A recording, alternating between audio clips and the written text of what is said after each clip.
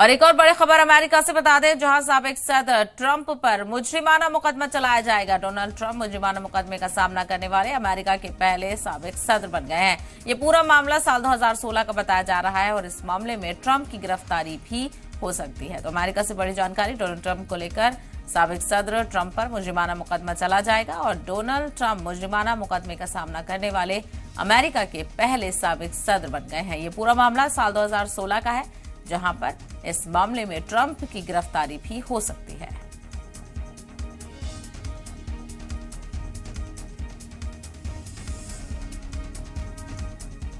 तो Donald Trump के हवाले से बड़ी जानकारी आपको बता दें, साबिक सदर डोनाल्ड ट्रंप पर मुजरिमाना मुकदमा चलाया जाएगा। डोनाल्ड ट्रंप मुजरिमाना मुकदमे का सामने करने वाले अमेरिका के पहले साबिक सदर बन गए हैं, जिन पर मुकदमा चलाया जाएगा और मामला है 2016 का। इस मामले में ट्रंप की गिरफ्तारी भी हो सकती है। फिलहाल मुकदमा चलाया जाएगा और डोनाल्ड ट्रंप पहले साबिक सदर बन गए हैं, जिन पर मुकदमा चलेगा।